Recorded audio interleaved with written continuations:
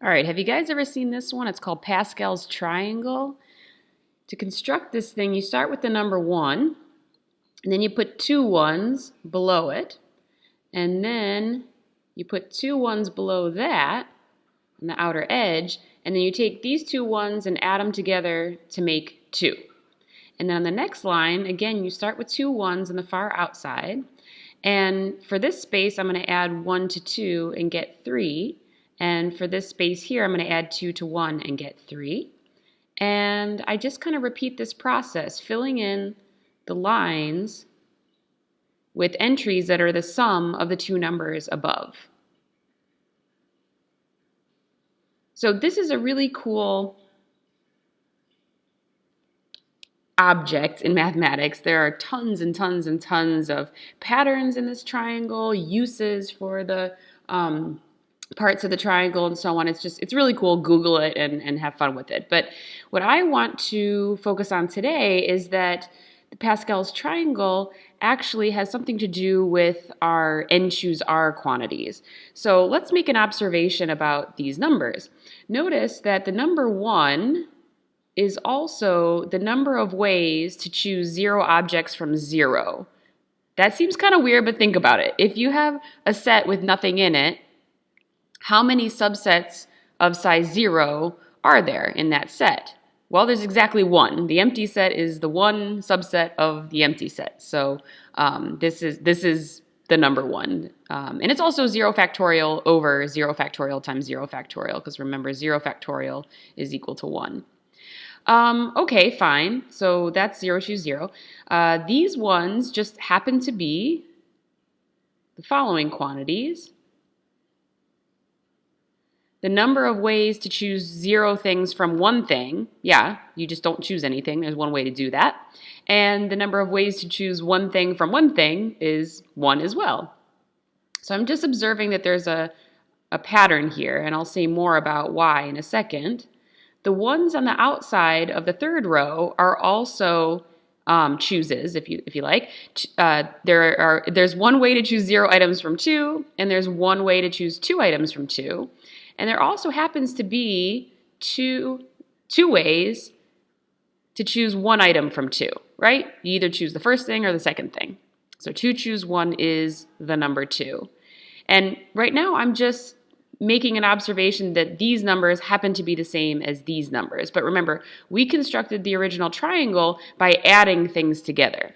Let me just do one more row and I'll justify why these choose values end up being the same as the numbers on the right. Okay, so on the 4th row, there is one way to choose 0 items from 3. There is one way to choose 3 items from 3. There are 3 ways to choose 1 item from 3. I wrote the wrong thing. And there are 3 ways to choose 2 items from 3. You're basically choosing the one to omit. Okay, so you can see this pattern of chooses, but why is it that 3 choose 2 is the sum of 2 choose 1 and 2 choose 2? And why is 3 choose 1 the sum of 2 choose 0 and 2 choose 1? It's not apparent that that relationship is even valid, but just writing out these first 4 row of choose values, I appear to be getting the same numbers that are on the right. Well, this is actually, this relationship between the chooses is a formula. It's a valid formula, and that's what I want to prove right now. So Pascal's formula says the following. Let's let n be an integer greater than or equal to 1, and let's let k be some integer in between 0 and n. Then it turns out n choose k, so imagine that's like 3 choose 1 or something. That is equal to the sum of 2 other choose values sort of above it in this diagram. So it's going to be equal to n minus 1 choose k minus 1 plus n minus 1 choose k. This is valid for all n greater than or equal to 1 and k in between 0 and n. Let's prove it. It's an equation that I'm trying to prove, so I'm going to either work from left to right or right to left. I feel like I have more to do if I start with the right-hand side, so I'm going to start there.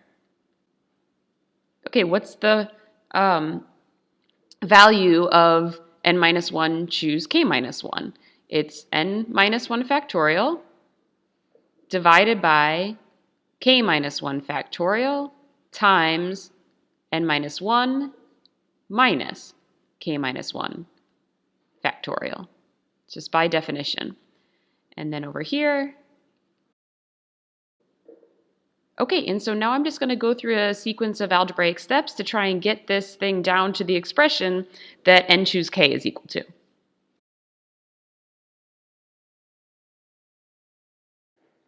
I'm introducing a factor on top and bottom of each of these fractions because I'm trying to make the factorial expressions match in the denominator so I can add the fractions together.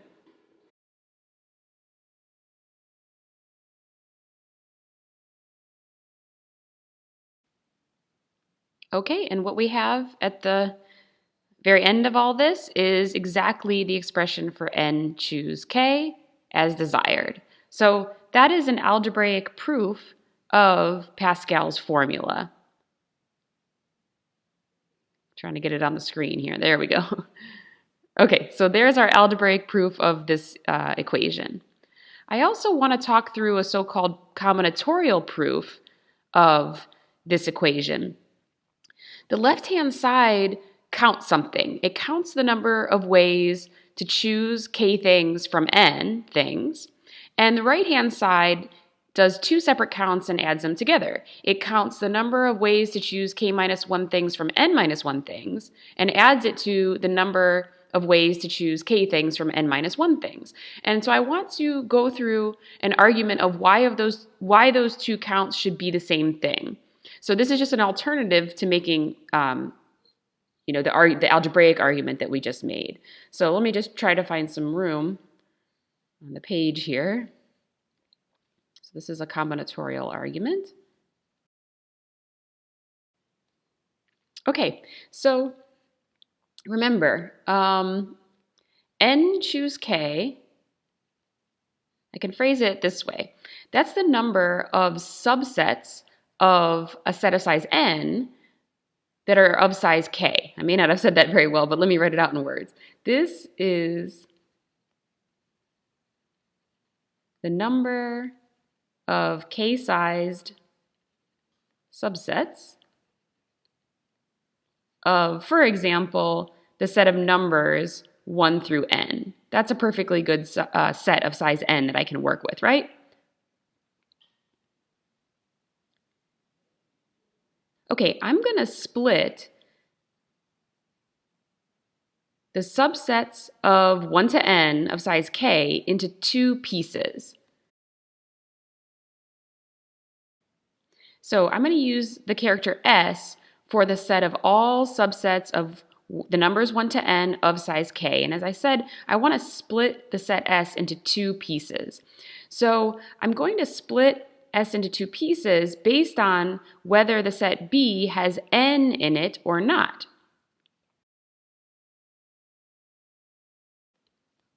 Okay, so I've gathered together all of the elements of the set S, all the subsets of 1 to n of size k that have n as an element, and those that do not have n as an element. And notice this is a disjoint union, right? There are no sets that have n in them and also don't have n in them.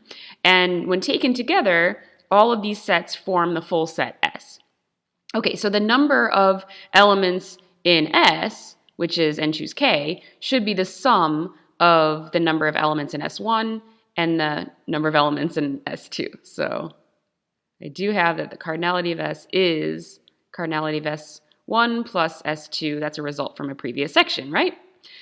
But wait a minute, let's think about the sets S1 and S2. Let's think about S2 first. If n is not in B, then B is actually a subset of the numbers 1 through n minus 1, right? Because I know that B consists of numbers from 1 to n, but doesn't have n in it. So any B that's in S2 is actually a subset of 1 to n minus 1. So that gives us a count for S2, right? S2 is exactly the number of k-size subsets from the numbers 1 to n minus 1. So this is n minus 1, choose k in cardinality. Okay, now this takes a little bit more thought, but let's look at the set S1. These are all the subsets of size k that do have n in them. So I know for sure that any B that's in S1 has n as an element. And then it might have some other elements as well, right? Okay, so this is how I'm writing it. I'm saying any set that's in S1 must have n in it. So it's got singleton n there as a subset. And then it also might have some other elements, but those other elements must come from the numbers 1 to n minus 1, right? So any B that's in S1 can be written like this. It can be written like C union singleton n, where C is a subset of these numbers. But also, how big would C have to be in order for B to have cardinality k? Well, it's got n in it, B has n in it, and then you're choosing, I guess, k minus 1 other elements from 1 to n minus 1 to make C. So finishing off this statement, this is what S1 looks like.